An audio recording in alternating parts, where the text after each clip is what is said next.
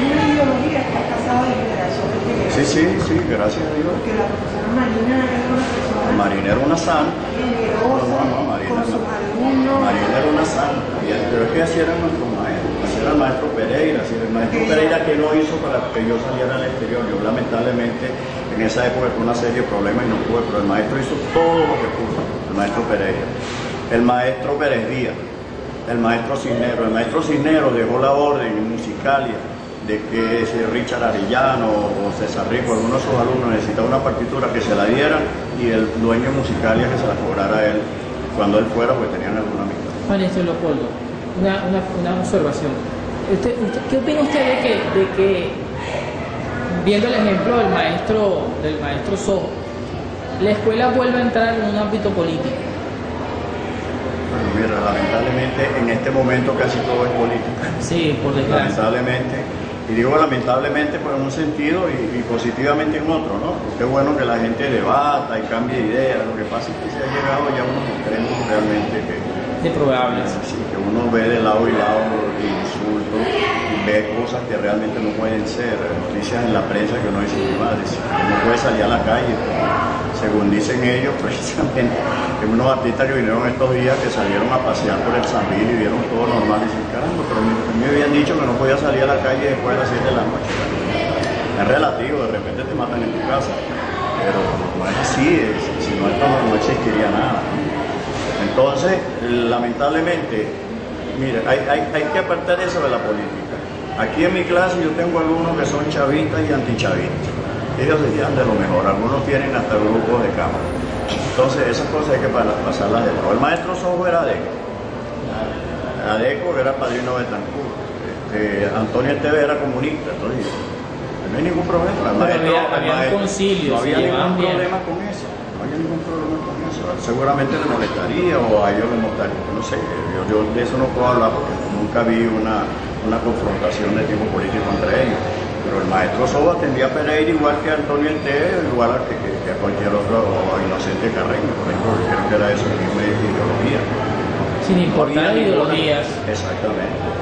Nunca. Y el maestro Pérez Díaz su hermano era copellano, aunque el maestro Pérez Díaz pues, no pertenecía al partido copero, y era amigo personal de Luis Herrera Campín, que Luis Herrera Campín quiso ayudarlo, que se presentó esa situación de posteriormente el Viernes Negro y bueno, la cosa se quedó así. Pero hubo realmente una buena intención de parte de Luis Herrera y del doctor Luis Alberto Machado. Maestro Igarza, esta dirección ahorita, esta administración, el raíz de todas las cuestiones que pasaron con el maestro Urbina y antes del maestro Urbina lo que pasó con el maestro... Sí, yo no entiendo por qué fue sacado Alberto Espinosa, porque hasta donde yo recuerdo, cuando los nombramientos de los directores, no sé si era por ley o por costumbre, se reunía la asamblea de profesores y los profesores hacían propuestas de personas para el cargo. Se hacía una votación y ese cargo eso se le recomendaba al Ministerio de Educación, que por lo general pues aceptaba la recomendación de la asamblea de profesores.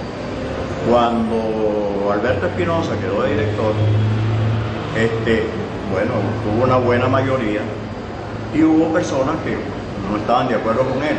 Pero cuando vino la supervisora del Ministerio de Educación, dijo, mire, el profesor Espinosa no solo es graduado de guitarrista, ha dado conciertos incluso en Europa, es graduado de un posgrado de planificación o algo así de educación en la Universidad Católica Americana.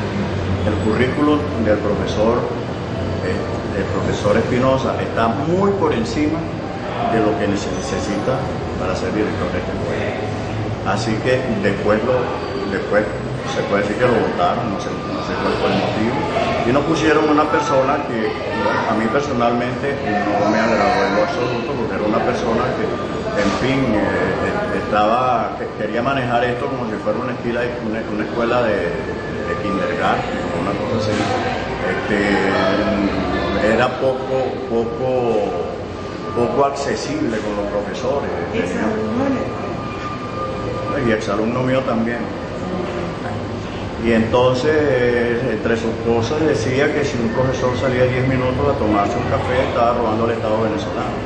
Cosa que es un idiotez. Hoy en día sabemos que si usted está una hora trabajando intensamente, tomarse 10 minutos para descansar, para lavarse la cara, para tomarse un café, es beneficioso. De hecho, la ley de educación le contempla a usted que usted hace 41 horas, son 45 minutos para que descanse 15. Pero a él le parecía, bueno, vino con esa égida, ¿no?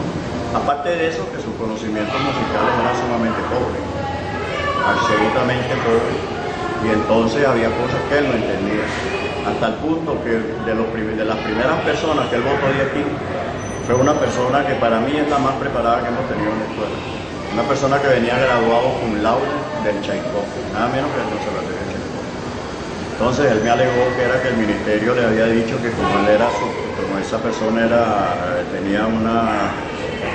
contratado o algo así, que bueno, que el ministerio lo había mandado a eliminarlo. En fin, Alberto Espinosa, por el contrario, Alberto Espinosa hizo todo lo que pudo para tener ese profesor aquí como profesor de la escuela de Guadalupe. Bueno, por lo que podemos ver, estamos sujetos a caprichos que pueden ser por parte del directivo, también por parte del personal de los alumnos.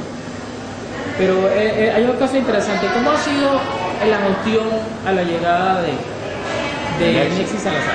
Bueno, mira, me pareció altamente positiva porque, en primer lugar, se acabó ese pleito de que si tú, oye, necesitas moverte para alguna parte, necesitas otra aula, necesitas cambiar el programa, necesitas meter un alumno, hacerle una prueba de ubicación, una cosa de esta, pues ya había una gran flexibilidad.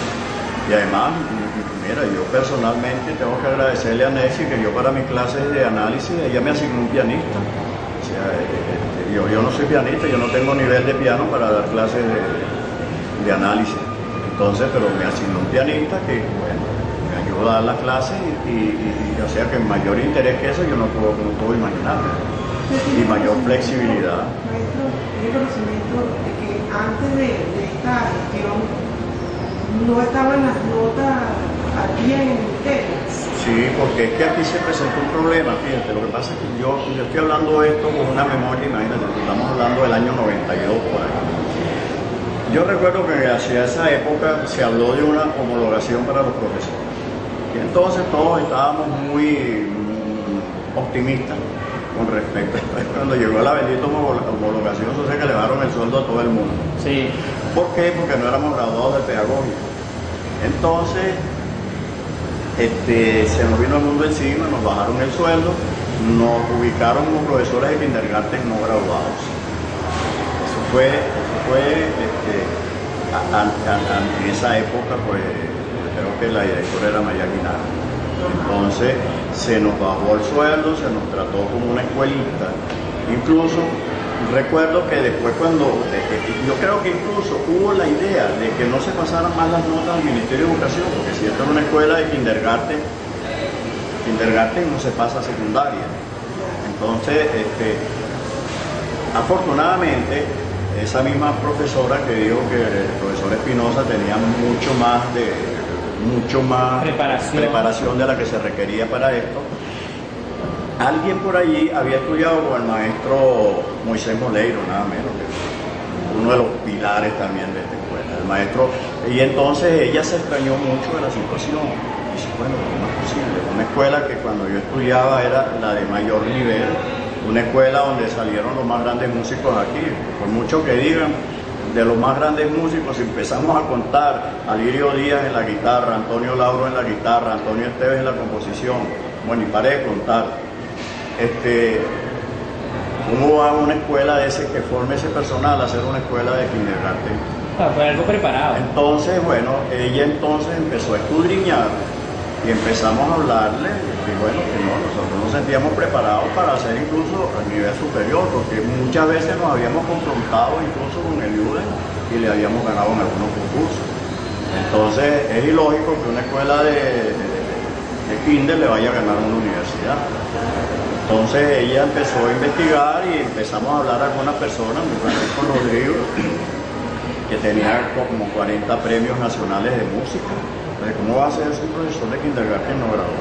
Entonces ella, empezamos otro, mira, yo tengo 2 títulos, yo soy graduado en guitarra, 9 años, y soy graduado en compositor con 14 años. Entonces, puede ser un título de kindergarten no graduado.